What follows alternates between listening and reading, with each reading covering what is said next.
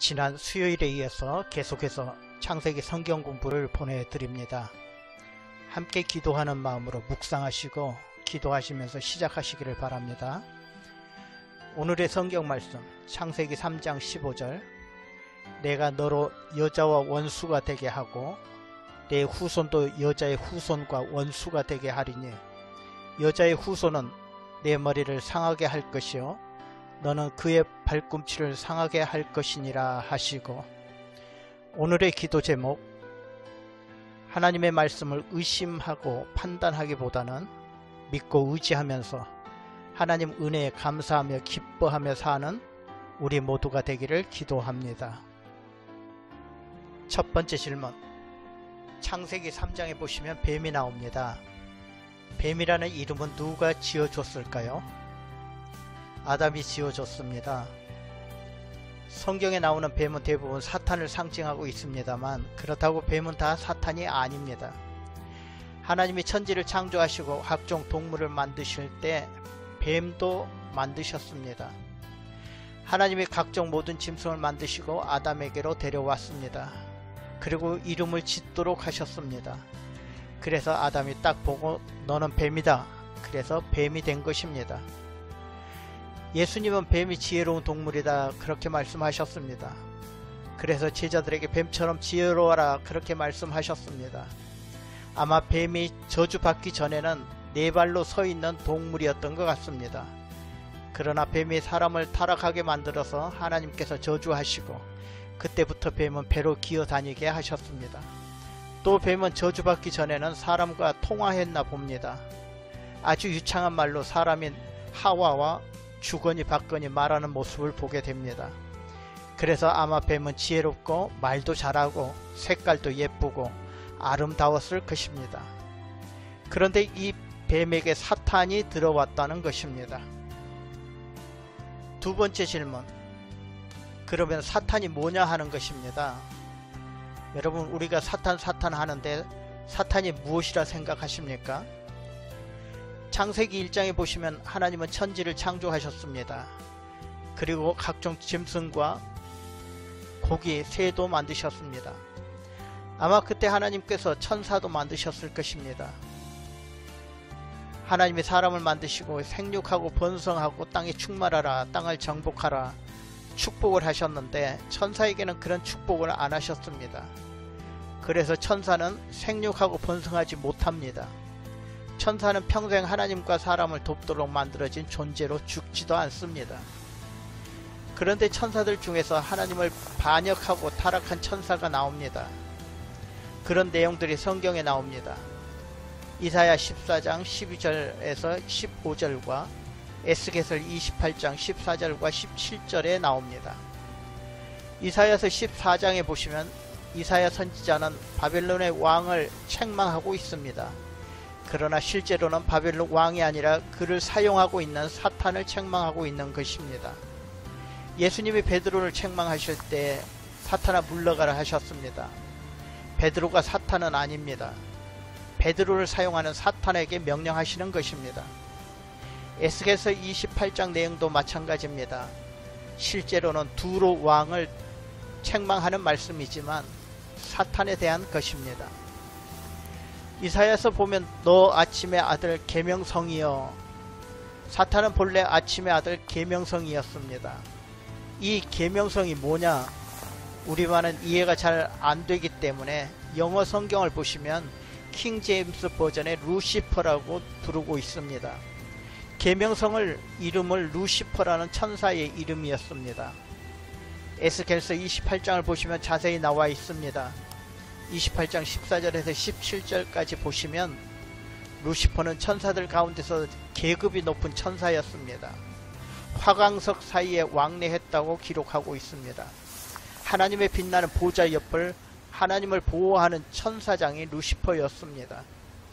하나님이 지으신 모든 것이 완벽하셨듯이 천사장 루시퍼도 지음을 받을 때는 완전했었을 것입니다. 그는 아름답게 지음을 받았습니다. 또 영화롭게 지음을 받았습니다. 또 지혜롭게도 지음을 받았습니다. 그러나 그것 때문에 그의 마음이 교만해졌다는 것입니다. 결국 루시퍼는 자기가 하나님처럼 되기를 원하면서 하나님을 배반했습니다. 그때 천사들 가운데 일부 천사들이 루시퍼를 따랐습니다. 그러다가 그들은 하나님의 심판을 받아 하늘에서 쫓겨나게 되었던 것이에요. 이것이 바로 사탄과 귀신들의 기원입니다. 천사장 루시퍼가 타락해서 사탄이 되었습니다. 그리고 그 사탄을 추종하던 천사들이 타락하여 귀신들이 되었습니다. 성경에는 사탄이라고 나오고 마귀라고도 나옵니다. 사탄은 뭐고 마귀는 뭐냐? 사탄과 마귀는 같습니다. 사탄과 마귀는 별개의 존재가 아닙니다. 사탄은 구약의 언어인 히브리어를 음역 그대로 번역한 것입니다. 마귀는 신약의 언어인 헬라어를 우리말로 번역한 것입니다. 사탄과 마귀는 똑같은 존재라는 것이에요. 번역 차이라고 보시면 됩니다. 사탄은 하늘 끝까지 높아지려고 했다가 땅 끝까지 낮아지고 말았습니다. 하나님과 같이 되려다가 하늘에서 쫓겨나서 땅에 떨어지고 말았습니다. 이것이 영적인 존재보다 보니 사탄은 이 땅에서 하나님을 대적하는 죄와 사망의 왕 노릇을 하는 것이 사탄입니다. 세 번째 질문. 뱀과 사탄은 다른데 왜 성경에서는 뱀이나 용이 사탄으로 나오느냐 하는 것입니다. 뱀은 하나님이 창조하신 각종 동물 중에 하나입니다. 그 자체를 마귀로 봐서는 안 됩니다. 그러면 왜 성경에서는 뱀이나 용이란 말이 많이 나오고 있는데 모두 사탄과 마귀의 상징으로 나타나느냐 하는 것입니다. 요한계시록 12장 9절에 큰 용이 내어 쫓기니 옛뱀 곧 마귀라고도 하고 사탄이라고 하는 온 천하를 꿰는 자라. 땅으로 내어 쫓기니 그의 사자들도 저와 함께 내어 쫓기느니라. 요한계시록 20장 2절에 보면 용을 잡으니 곧 옛 뱀이요 마귀와 사탄이라 이렇게 나옵니다. 왜 성경에서는 뱀이나 용이 사탄으로 나오느냐 하는 것이에요. 성경을 기록한 당시 유대인들은 바벨로니아 문화와 애굽 문화의 영향을 받습니다. 인류의 문명은 4대 강을 중심으로 발전하게 되는데 바벨로니아 문화와 애굽 문명이 문명의 발상지입니다. 그래서 바벨론 문명이나 애굽 문명에는 뱀이나 용을 신격화하고 있다는 사실입니다. 애굽 문화나 바벨로니아 문화에서는 여러 가지 신들이 많이 있는데 그 중에 용이나 뱀도 신입니다. 용의 문화는 온 세상에 지금 다 퍼져 있다고 보시면 됩니다. 하나님의 자리에 앉아서 호령을 하는 것이 용입니다. 여러분 중국 사람들이 경영하는 중국집에 들어가 보세요. 온통 벽에 용 그림 천지입니다. 왜 그렇게 해 놓느냐 하는 겁니다. 용이라고 하는 것이 신인데 자기네들 지켜준다고 그런 믿음 때문에 그렇게 하는 것입니다. 중국에서도 일본에서도 우리나라 한국에서도 다 용 문화입니다. 좋은 꿈을 꾸실 때 용꿈 꿨다고 합니다. 용이 해운을 가져다 주는 것으로 생각하는 용 문화가 자리 잡고 있기 때문에 그렇습니다. 우리 문화에도 용 문화가 깊숙이 자리 잡고 있는 것을 보게 됩니다. 온 세상의 문화가 이렇게 용을 신처럼 생각하게 되는데 유대교는 어떻습니까? 유대인들은 유일신을 섬기고 있습니다. 오직 하나님만이 유일한 신입니다. 그래서 유대 사상을 이어받은 기독교 문화는 용의 문화를 세상 문화로 보고 사탄의 문화로 보는 것입니다. 기독교의 하나님은 용의 머리를 부수시고 하나님으로 묘사되고 있습니다. 왜냐하면 용이 세상을 지배하고 하나님의 자리에 앉아 있기 때문에 그렇습니다. 세상 사람들이 용을 숭배하고 용을 하나님으로 섬기고 있기 때문에 하나님은 용을 죽이시는 하나님으로 나타나고 있는 것이며 용은 사탄으로 표현되고 있는 것입니다. 네 번째 질문. 인간은 하나님의 말씀에 순종하지 못함으로 타락하고 죄를 짓게 됩니다. 그리고 에덴 동산에서 쫓겨나게 됩니다. 여기에서 죄란 무엇이라고 생각하십니까? 가장 많은 사람들이 보편적으로 죄 개념에 대해서 오해하고 있는 부분이 있는데, 그것은 하라 혹은 하지 말라고 하나님이 명령하신 조항들을 어기는 것으로만 이해하는 것입니다. 예를 들면 나는 교회를 잘 다니고 있고 술이나 도박, 간음, 폭행 등을 하지 않고 있으니 문제가 없다고 생각하는 태도입니다. 이것은 죄에 대한 오해라고 할 수 있습니다. 이런 수준에서 죄를 이해하는 한 그 사람은 결코 하나님을 바로 아는 상태라고 말할 수 없습니다. 구약시대 이스라엘 백성들은 율법의 조항들을 범하고 범하지 않는 것으로 그들의 죄의 여부를 판단하려고 했습니다. 그래서 많은 조항들을 만들어 지키려고 했지만 오히려 더 큰 죄인이 되었던 것입니다. 신약 성경에서는 죄는 하나님을 향한 목표에서 벗어난 것이 죄입니다. 죄는 하나님과의 관계에서 봐야 하는 것입니다. 그래서 불순종, 불법, 교만, 의심, 적대감, 반역 이런 단어들이 성경에서 죄를 설명하는 개념들이라 볼 수 있습니다. 다음에 기회가 있을 때마다 좀 더 자세하게 죄에 대해서 설명해 드릴 것입니다.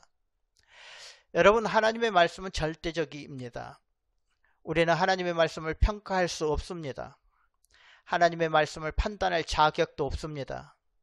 그런데 사탄은 하나님의 말씀을 판단하도록 유도하는 것입니다. 하나님이 참으로 너희들의 동산 모든 나무의 실과를 먹지 말라 하시더냐, 이렇게 사탄은 듣는 사람의 판단을 요구하고 있다는 것입니다. 참으로 먹지 말라 하시더냐, 너희들은 그 말씀을 어떻게 생각하느냐 하는 것입니다. 여러분, 죄는 바로 여기서부터 시작을 하고 있습니다. 하나님의 말씀을 내가 판단하다 보니 의심하게 됩니다. 하나님의 말씀을 의심하다 보면 말씀을 믿지 못합니다. 하나님의 말씀을 믿지 못하다 보니 하나님의 말씀을 거역하게 됩니다.